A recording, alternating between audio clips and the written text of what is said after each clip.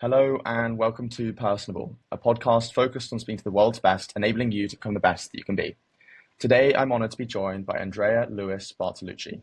Andrea is the proprietor of family-owned Madonna Estate and Madonna Vineyards, which is the second oldest vineyard in Napa, California. So Andrea, thank you very much for joining me today.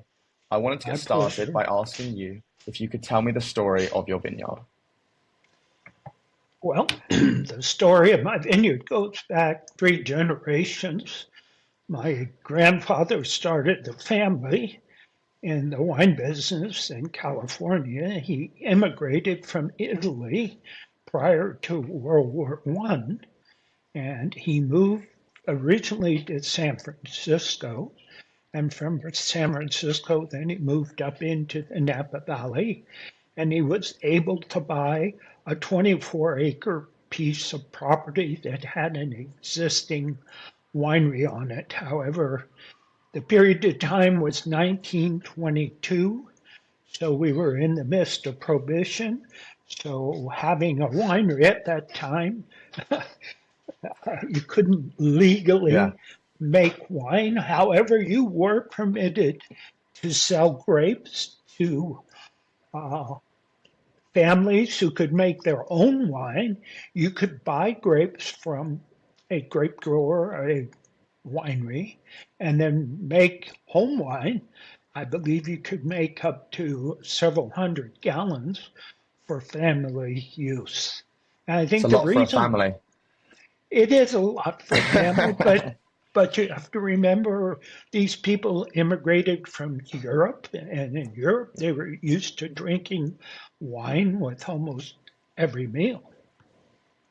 What was it like growing up, in this sort of environment when you mentioned your grandfather, was it, that started the vineyard? So what was it like growing up in that environment? Well, my grandfather started. He had 3 sons. My father was the oldest son. They eventually took over from my grandfather. The original property was 24 acres. My grandfather expanded and bought another piece of property, about 80 acres, but it didn't have grapevines on it. It had prunes or plums, which we call prunes here. At that time, there were more prunes or fruit trees similar to that than there was vineyard in the Napa Valley. So if you go back and look at the time frame and what agricultural crops were grown, there were more prunes and than there were grapes grown. And initially, the grapes that were grown weren't selected so much on the quality they would produce. Those varieties were selected on the quantity they would produce. So you Mm. could produce a lot more wine, but unfortunately at a lower quality. So it wasn't until the early 60s that that changed, and the varieties we now grow are selected based on producing the highest quality wine. But Yeah, over so the year, keep oh, going, I'm keep going. sorry. No, Over keep the going. years, my father and his brother expanded our operation to where by 1965 or so, they had 275 acres of land. My grandfather started with 24 acres. They had 275 acres and increased the winery capacity up to 500,000 gallons a year. Our current winery is only 50,000 gallons a year, so it was 10 times bigger in capacity than what we have today. You mentioned the idea of quantity v quality and the big focus of quantity in the past and quality now, often with the quality being associated with the types of grapes that you're going to plant. To what extent do you think it is quality produce versus the land and how you cultivate it and look after the grapes? What makes good wine? Well, what makes good wine is good grapes. So the quality of the grapes that you start with makes it easier to produce high quality wine. But initially, people were more concerned with volume as opposed to quality. And that changed in the 60s when quality became more important. And those grape varieties that we selected and planted were of a better quality than the other varieties that we used to plant. So we went more to the European grape varieties, like that you're familiar with today, Cabernet, Chardonnay, Pinot Noir, those grape varieties. They don't produce an enormous volume, but they produce a high quality. So how do you then differentiate? So if everyone's planting Chardonnay or Pinot Noir, what makes your wine version of those taste different to other people's? What does that look like? Well, first of all, climatically, you have to put the right grape variety in the right climate environment. So there are different grape varieties, like Chardonnay is a Burgundy variety, so it likes a cooler climate. Cabernet is a Bordeaux grape variety, it likes a warmer climate.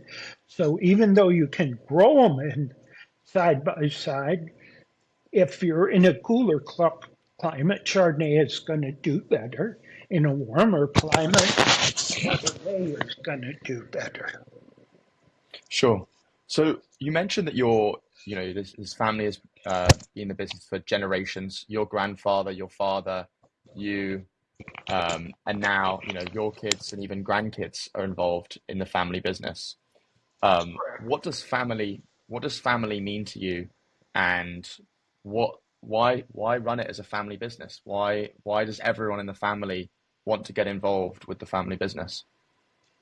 Well, that I can explain by explaining my desire first. I grew up, our home was in one of the vineyards. I grew up in the vineyard. As a young child, I would go out and work with my father, help doing the different jobs that needed to be done. It was fascinating to me to see the cycle of the vine to grow a crop and then take that crop and produce and make wine from it. So I just kind of caught the bug, as they say, Yeah, and that's what I always wanted to do. And I was fortunate enough to be able to do it. For my kids, we never said to them that we have this business and you have to be a part of it. We yeah, said to them, we have this business. You're free to do whatever you would like to do. We will help you get educated to do whatever it is you would like to do. However, if you would like to join us, we'd love to have you join us in the business. So they made their own decisions. We certainly didn't force them to join us in the business that we have. could you talk a little bit about like the family dynamic in business? Because on the one hand, family is the most important thing in the world, but then on the other hand, you have this business, which just like any other business, you have to make the right decisions at the right time. So how do you balance the personal side of loving your family, but also the business side of when they're your colleagues? Well, I guess the best way I can explain that is we try and separate the two. When we have a family get together, the kids, the grandkids come to our home, we generally do not speak about the business. We don't talk about business. That's for family to get together and have a good time. On the other hand, when we're at work together, we have meetings, we sit down and we discuss what it is we would like to do and work towards improving what we do. Yeah. Yeah. What does the a business like this look like? Because if I was to, let's say I'm making a water bottle company, right? I'd try and cheapen the amount that it would cost to make each water bottle. And then as people would buy them, I'd make more and more and more and more water bottles and, sell them over time, hopefully making a profit. But for you, you mentioned the transition from quantity basis to a quality basis, and you said you're producing 50,000 gallons a year, so sort of like a fixed amount. So what does growth look like from a business point of view in your business? Is it trying to, decrease the cost? Is it trying to make more profit? Is it the quality of wine? What sort of business decisions are you making long term for your vineyards? Well, we're highly regulated by the local government. In our case, it's called the county. So when you decide that you want to make wine, you have to go to the county and get what's called a use permit. And that use permit determines what how much wine you can make. In other words, you apply for a permit that says, okay, I want to make 50,000 gallons of wine a year. Then you have to have the sewer system that permits you to make that. You have to have the water source that permits you to make that, and so forth. So it isn't just you're free to make whatever amount you want to make. You have to get a permit in order to be able to do that. The same thing with tourists. We're permitted only so many people per day based upon our ability to host those people with a permit from the county. So I can't make, let's say, 100,000 gallons of wine a year with a permit for only 50,000 gallons of wine. So in order to step up in size, it's very expensive because you have to build the structure that permits you to do that. But, Sure. for So our, go on. but from our standpoint, um, we have our own land. So we have 160 acres, of which currently I have about 120 acres planted, which means I can produce from that land the 50,000 gallons of wine that the winery is permitted to make. Actually, we don't actually make that much to supplement our income. We can do what's called custom crush, where somebody else will bring their grapes to us. We make wine for them for a fee, and then that once the wine is made, they take it away, and that's their wine. And that's a way to supplement the income of the winery, not simply selling your own wine, but producing wine for other people. But when you're in these meetings and you're planning the future, so you have a fixed amount that you can produce, you're also producing for other people. What decisions are you making for the next year, for the next few years ahead? What does it look like inside the Bartolucci family when you're making business decisions? Well, you know, certainly being the oldest member of the family, I think I have a lot of sway on how those decisions go. Yeah. But we try and listen to everybody's viewpoint and accommodate everybody. Can you give me an example of a big decision that you had to make where you maybe had differing viewpoints, but you ended up making the Well, right decision? I think most recently, the biggest decision that we had to make about the health of our business was when my father and his brothers had the winery in Oakville. That winery sold in 1970. The winery and the vineyards were sold 1970. In 1970, my father and I relocated to where we are located today in the southern end of the Napa Valley. He and I decided to build a new winery. So we built the current winery over a period of years.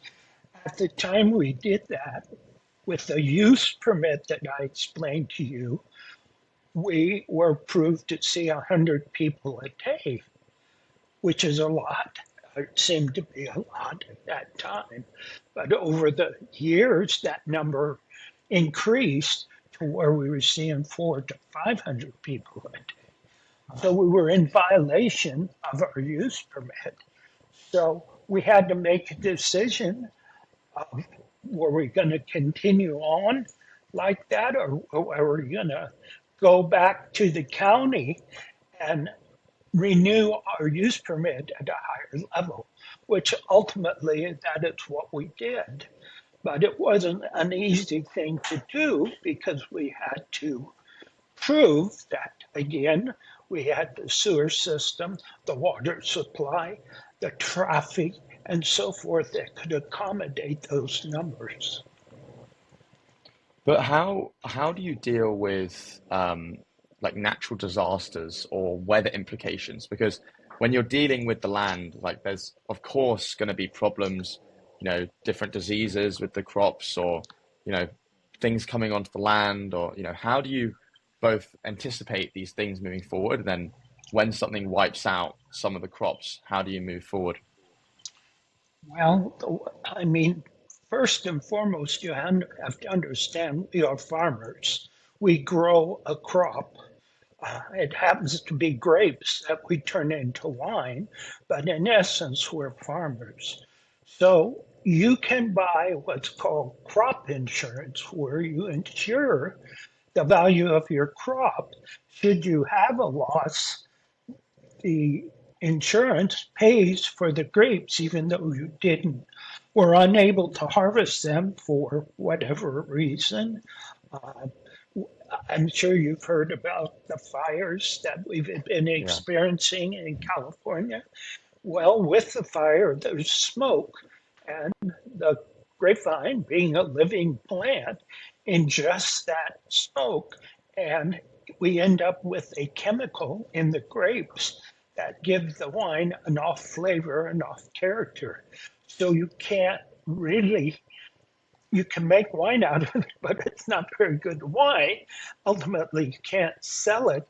So with crop insurance, you get covered the loss of not being able to utilize that fruit.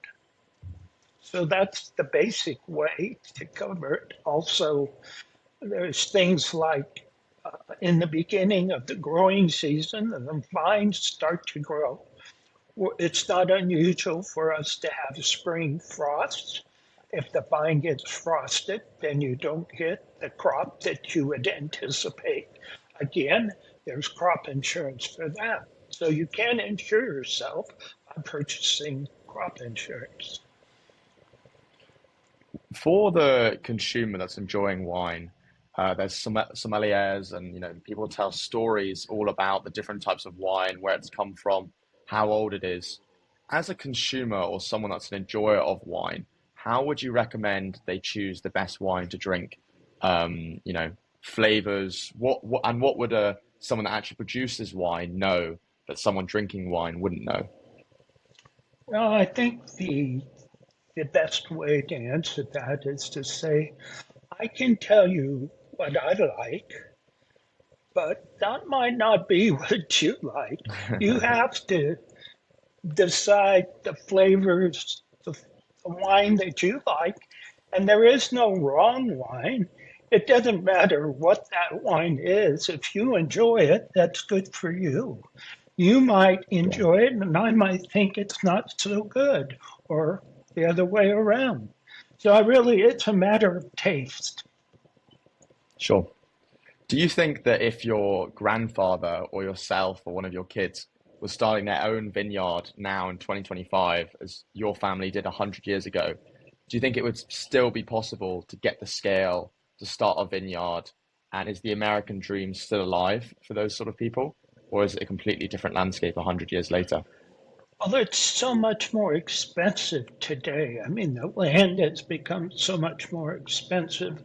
The planting materials are more expensive. So you have to start off with the big amount of wealth in order Yeah, to to get into the wine business today, unfortunately.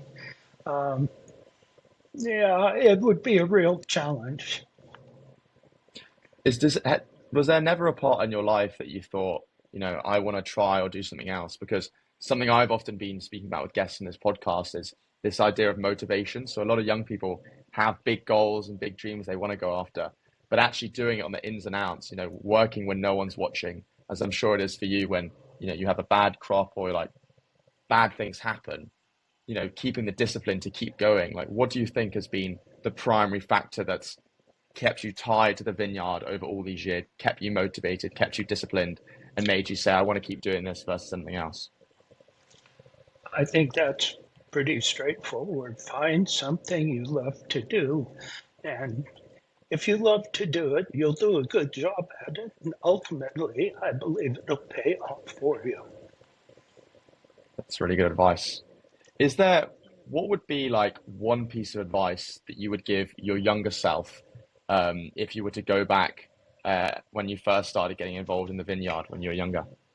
Well, I think if I had my education to do over again, I would concentrate more on the business aspects of my education. I didn't really concentrate on that. I did more of the farming aspects. I studied viticulture, which is grape growing. I studied enology, which is winemaking. I think to look back on it, I should have been studying accounting, business management, and things like that, because in our case, you have to wear so many hats and Yeah. you do everything from planting the vines to crushing the grapes and making the wine to figuring out how to sell it. Uh, so, I mean, it's very, very involved. Sure. What's the biggest mistake and subsequent from that biggest learning you feel like you've learned over the years running the vineyard? Uh, I mean, I don't really think there is the biggest mistake. Certainly, looking back on it, uh, probably being as conservative as I am, I probably, if I was a little more aggressive, I could have more acreage and more headaches. Yeah. But that's, I think, the only regret. But, hindsight, looking back on it, it's pretty easy to see what you should have done. But when you're in the moment and making decisions, you, you don't have that information. So how do you give yourself clarity to, to step out of that moment, to look at it from like an aerial view?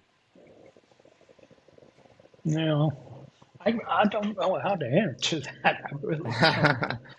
Maybe that's something for the future. No, Um, I do, hope so. do you have any good stories about any fun times that you've had on the vineyard, maybe growing up with your parents there or with your kids and grandkids on the vineyard, or any funny moments that you've Uh, had over the years? yeah, I'm going to say I was probably 7 or 8 years old, and my father was out working in the vineyard driving a tractor. So, because we till the soil to keep the weeds down and so forth. And as a young child, it was exciting to be around a tractor. And so I was riding on the tractor, not sitting in the driver's seat, but sitting on the side. And this happened to be a Caterpillar crawler type tractor, not a wheel tractor, but what we call a crawler. And so this thing could turn very sharp, very fast. And I'm sitting here, and my father makes a turn, and I fall off. And of course, he can't react fast enough. He keeps going, and the piece of equipment he's pulling runs over me, not over me in the sense that I got hurt because you're in fluffy soil and so forth. Uh, and so, needless to say, he jumps off, horrified, runs over to me. make sure I'm all right first. And then he's first thing he says is, "Don't tell your mother this happened." I had a similar moment when I was younger. I was about 10 years old with my dad on a golf course, and my dad was driving the golf buggy really fast all around the corners, and I fell out of the golf cart. Again, I was completely fine. I fell on the grass. He was more concerned about, me telling my mum than no, he did check if I was okay, but I think he was more worried about him getting told off. So that's Yeah, funny. We had the same well, thing. yeah, yeah. Something that's been sort of a rise in over the last few years has been the rise of people not drinking. I actually don't drink alcohol myself, but my girlfriend does, my parents do, many of my friends do. Um, what have you found to be a big trend of less Americans drinking? A lot of vineyards are dealing with oversupply of producing wine. Have you ever thought of doing something like De Beers, the diamonds of holding back supply and waiting for future years? How does that all come into your mind with those modern day trends? Well, I mean, life. Wine is a living thing, so it has a lifespan. But that lifespan is relatively short. So holding big inventories with the hopes that 10 years from now you're going to be able to sell that wine is highly unlikely. And wine, as it goes through the aging process, it starts off in its infancy, it gets better, but it reaches a peak and then it declines. So, I mean, depending upon the grape variety and how it's made, determines how long that wine will live before it declines in quality. And that can be anywhere from 5 to 10 years. Oh, so it declines after a point because I'd always thought that the longer you leave it, the better it gets, or something like that. So it's not a fixed rate. No, no. Oh, Certainly, you've heard that people pay an exorbitant amount of money for a bottle of wine that's 100 years old. yeah. But the, I would venture to guess the quality of that is not what you would expect it to be. Yeah. What does the actual aging process do to the wine? For someone that doesn't know, what impact does it have on the taste of the wine that makes it so much better?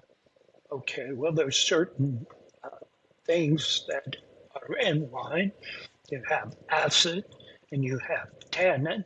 Tannin is that puckery substance that you feel on your upper gums in a young red wine.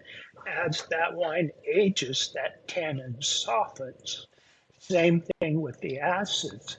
As that wine ages, the acids diminish. But they do get to a point where the quality goes, it Yeah. does have a lifespan. It doesn't last forever. Is there a way to speed up the aging? There are ways to speed up the aging, for example, with a red wine. If you, as it goes through the normal aging process, and normal being aged in an oak barrel, Yeah. let's say 3 to 5 years in a barrel, what you can do is take and ingest a little bit of oxygen into that wine, which will help soften it faster. However, it shortens its lifespan. So, yes, you're making it available sooner, but you're diminishing the lifespan of that wine by doing that. Sure. I want to focus on the sort of storytelling and branding around wine because I think wine is a particularly interesting product because, if I wanted to buy a bottle of orange juice or something, I might pay $2 or $3, or maybe in California it's more than that, but $2 or $3 or something. But for a bottle of wine, it can be $40, 50, it can be hundreds or even thousands. And that's, it's still can be a similar quantity worth of, liquid, but it's actually the branding and the perceived value that makes it so special. What have you learned about storytelling and about branding, having run a vineyard for a number of years? Well, I mean, I think the more valuable wine comes from those areas where you have the most suitable soil and climate to make high quality wines. In California, which is I'm familiar with, the coastal counties or areas produce the highest quality because of the influence of the Pacific Ocean. What you want to grow quality grapes is warm days but cool nights. And being close to the ocean, you get those cooler nights. For example, today it was about 82 degrees warm Fahrenheit, and tonight it'll be about 50 degrees Fahrenheit. Oh, So you get a big fluctuation in temperature. As you get further removed from the Pacific Ocean and go inland to the interior valleys, you get the warm days, but the nights are quite warm. So the structure of the wine that you get is much different than the structure of the wine you get from the coastal counties. And that's what makes it superior. It's location, location, location for so your grapes. so your focus is more on, you think it's the quality is tied to the value. So like the best wines come from the best regions. Um, Yes. And generally speaking, the production costs are greater because in most cases, the wines are made, then they go into barrels for aging. Those barrels have to be replaced after 3 to 5 years, so you have that expense. They age for 3 years, 2, 3, 4 years. So you're cellaring that inventory for a long period of time. So your costs are much greater than a wine that you would make and market sell within the same year. yeah, I saw the reason I asked that question was not simply to say, if you have a better car versus a not as good car, obviously the perceived value will go up. But I saw two interesting experiments. One was to do with water, and the other one was to do with a clothing brand. And these were done, by journalists just as experiments. And what they did is they got three types of water, and they said this is tap water, and then they put this water in like a fancy bottle, and then they put the third bit of water in a fancy wine bottle. All three were the exact same tap water, and they told people to tell it. And each time they tried the water, they would tell them stories about it and tell them you'd feel an undertone here, and it has da da da da da. And the perceived value that people gave to the water significantly increased. They were like, oh yeah, this bottle of water would be $500 or $1,000. And similarly, with the other example with the clothing brand, they put secondhand clothes in what looked like a luxury shop. They styled it all out, and people would pay hundreds of dollars for these clothes. So I want to ask that same question with wine. Like, there's definitely the element of quality product, but sometimes consumers don't even know what's quality or not, particularly if you're not an expert in wine. It's quite hard to tell, what's good and what's not good. So how do you go about creating an experience for people consuming wine with, from the branding on the bottle to the story to the experience at the vineyard, that makes people believe that the perceived value is a lot higher, or even achieves its high level of perceived value? Well, you made a statement that you said whether the wine is good or not good. That has to be your decision on Yeah, how you feel about that wine. You yeah, taste it and you either like it or you dislike it. That's your taste. There's no right or wrong to that. I mean, it may be considered one of the best wines of the century, but if you don't like it, it means nothing to you. I mean, that's one of the things about wine is you have so-called experts that will taste a wine and give it a certain rating. Well, Yeah. that's based on their preference. That may not be your preference. I think people are intimidated and feel, whoa, this wine has this great score. It must be great. But when you taste it, it's not great to your taste. But certainly wine is marketed that way. It's similar to your example of water. In other words, ratings are important. Used to be wineries would enter wines in fairs, judgings. Yeah. That was very important. If you got a higher score, help sell the wine. But it's an interesting world, that's for sure. So you mentioned competing with other wineries. How does that come up in your mind? Do you get competitive with other wineries? Well, you do from this standpoint, and let me explain what transpired in the Napa Valley. In the 60s is when the transition changed from these grape varieties that produced volume but not so much quality. It was in the 60s that we started to replant our vineyards with those varieties that produce exceptional or better quality. The other thing that happened is wine became very fashionable. So there were many people that were interested in making wine that came in from other successful businesses that had the finances to buy the property, plant the property, employ smart people to tend for the grapes, to make the wine, to market the wine, and so forth. So you, if you were here, if you wanted to sell your wine like they were selling, you had to compete. So you had to do everything in your power to make better quality. You had to buy oak barrels, you had to use techniques, new equipment, things like that that improve the quality of the wine itself. And And if you, how did you beat them? how How did did you you, beat the how did you win against the competitors? How did you get I'm better not, barrels? How I'm did you, not you know, sure that you win, but in order to outlast? maintain and be here, you had to be able to do those things. Yeah, I mean,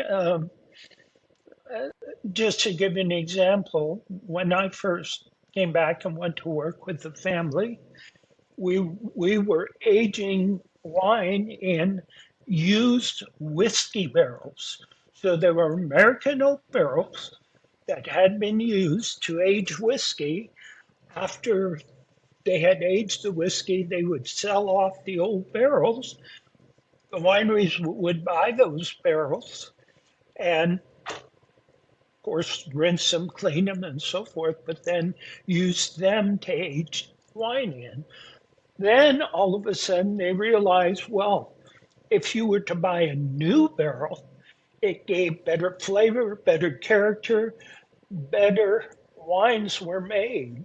And so that's an example of how things, over years have changed. What have you learned about winemaking that you think any business owner should know? I think that's a good question. I think you really have to have a passion for it because it's not an easy business. It's very capital intensive. The land is expensive. The equipment is expensive. Everything is very expensive to be able to do it. So you really have to have a passion to want to do it. I feel blessed that I was fortunate enough to do what I've been able to do in my lifetime because I always wanted to do this, and to be able to do what you want to do and have a passion for, it's a rewarding thing. What has making wine taught you about life? What are some life lessons you've learned from wine that the listeners can apply to their own lives? Well, I have a family. I have two daughters that my wife and I raised. And this is going to sound a little sexist. I don't mean it that way. Um, Raising teenage girls is difficult because they're flighty. Today they're happy, tomorrow not so much. So it's a challenge. Well, I kind of relate that to making wine because today you can taste that wine, that newly made wine, and be so excited that this is going to be one of the best, whatever I made. And then you come back a month or a month and a half later, and you're so disappointed. What happened to it?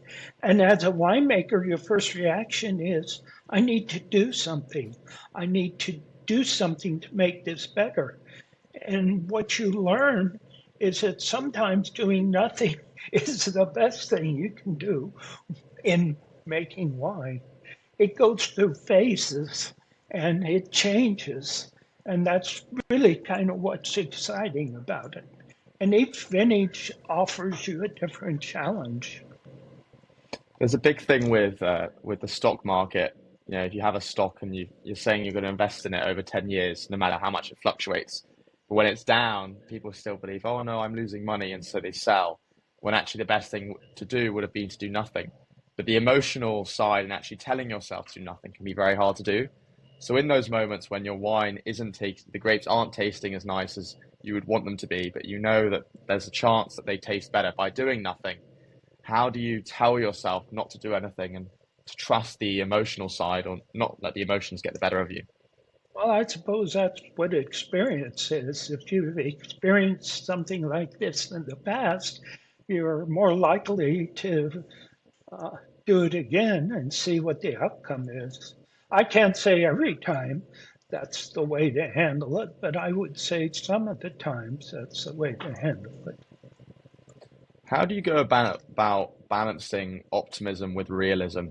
Like the idea that all the grapes will do well, that's tasting good, and but then reality strikes and there's an accident or bad weather conditions or the wine doesn't taste as good as possible.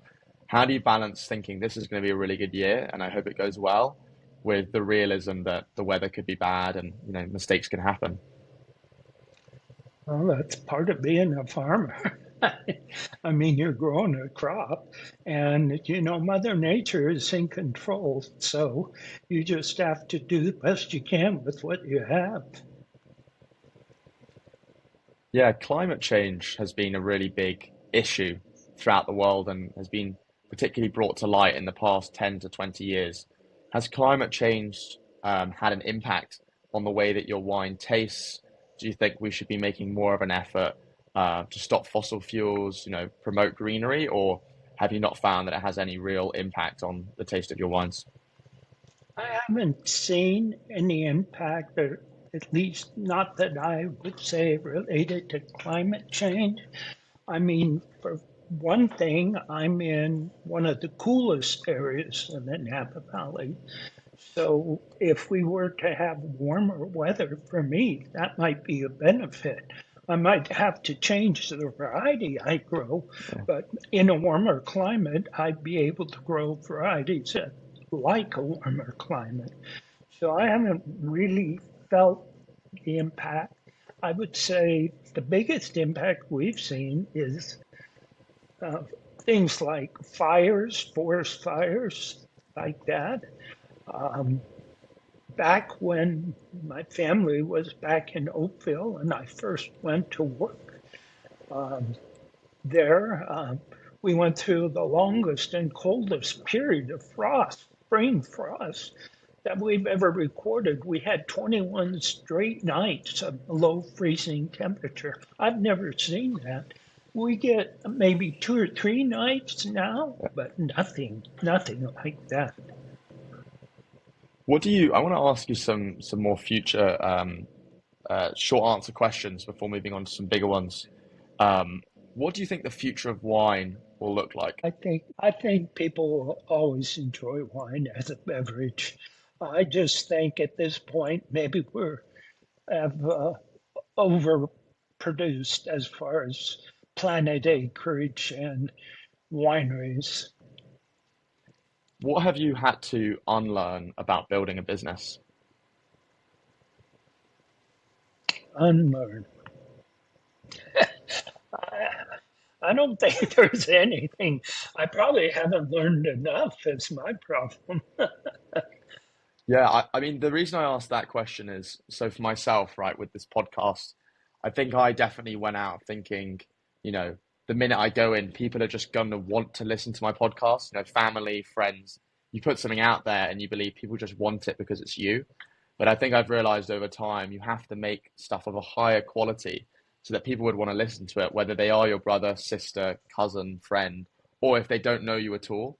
That's something I've had to unlearn is that quality doesn't come from who you are. Quality comes from the work that you produce.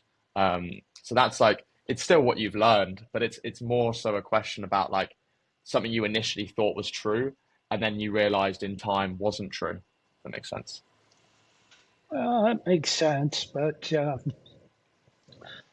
think my approach to winemaking has always been to try and grow the best quality fruit that I can grow and then turn that into wine. Well, how do you do that? That's easy to say, but there are techniques and things that you can do to enhance quality. First of all, I'm an organic farmer. I'm certified by CCOF. I've been certified since 1976, so a long time of growing grapes organically. I can't really say I got into it with the intention of being a quote unquote organic farmer. I got into it because my home is in the middle of the vineyard. My water source is from the middle of the vineyard. My children grew up and ran around in the vineyard. So it was only natural for me not to want any be forced to use any herbicides, pesticides, so forth. And that meant I was organic. And I realized that one day, and then I said, well, since I'm organic, I might as well get certified and tell the world I'm organic. Sure. What is the best piece of advice anyone has ever given you? Well, I'm going to say it came from my grandfather, and this is going to sound hoaxy, but he said, if somebody wants to give you something, you take it and be grateful for it. He says, you may not want it, but that's okay. You take it because you may be able to use it. And if you can't, you can always give it to somebody else. Oh, that's a really good piece of advice. Because I've always been pretty reluctant to want to accept gifts from people and do things, but you're right that they'll just give it to someone else if you don't accept it. So, I also, so you, so you agree that was good advice? yeah, I think it's great advice because I think when you give someone something, it's often not just about, I think just asking for things isn't good, but something I've grown to realize that when people give gifts, it's often, they've put thought into it. So it's nice. It's a gift for them to give the gift as well. It's not just about, receiving the gift. On that point, what's one question you've never been asked before? Oh, geez. One question I've never been asked before.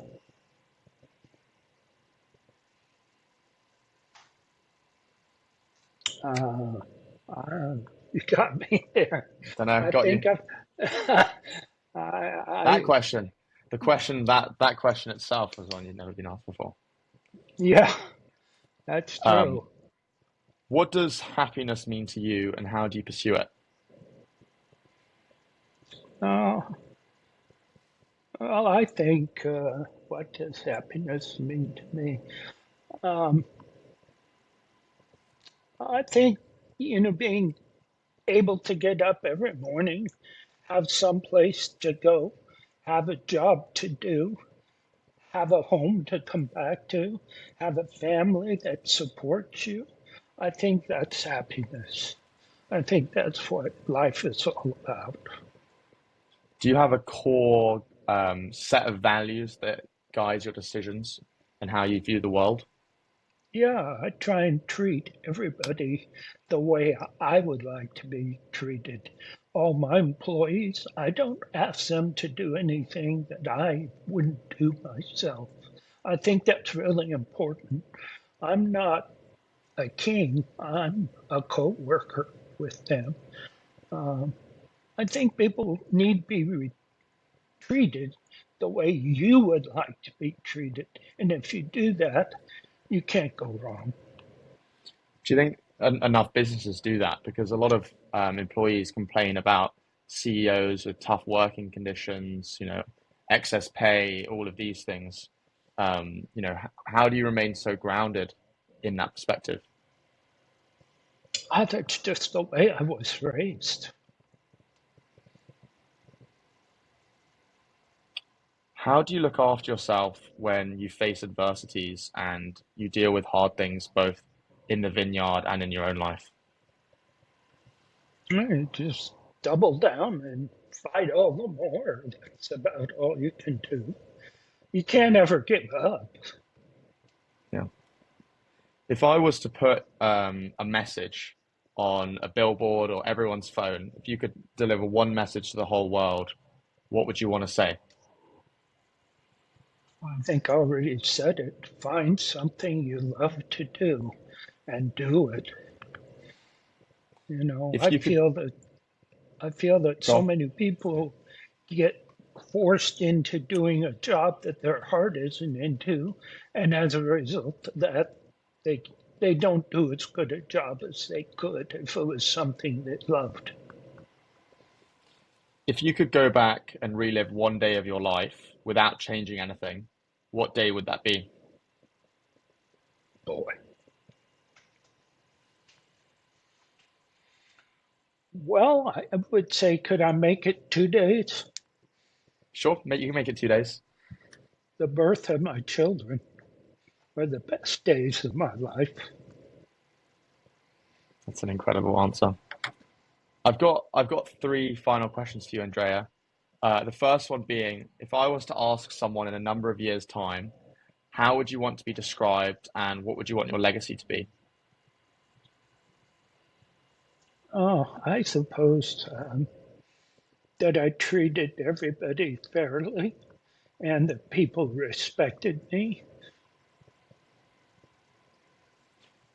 What's next for you? What's next for me? Only God knows that. uh, I'm, very fortunate to be able to do what I love to do. I hope to be able to do it as long as I'm permitted. Is there anything else on this podcast that I haven't asked you about that you want to add about anything? No, I think we've covered it pretty well. I want to ask you one final question, and I ask this to every guest on my podcast, is what is one thing that you would want a listener to take away from this podcast episode? Well, I've said it, I guess three, 2 or 3 times, and that is to find something you love, and you'll be happy doing that all your life. Well, thank you so much for coming on my podcast today. I know I asked you some questions which left you a little stumped because they're really questions that delve to the inner workings of what you're doing. But if you've got so good at something over time, Like me, I'm just starting out in my career. So there's all these questions when actually, if you just find something that you love, you double down on it and you work really hard at it, good things will happen. I think it's fascinating to hear the story of your family vineyard, your winery, over 100 years old. I think it's incredible that you're able to separate family and work, but also be able to build such a successful business with over 50,000 gallons of wine a year. I love learning about the ins and outs of what it takes to run a vineyard, about from insurance to needing it hot in the day versus cold at night.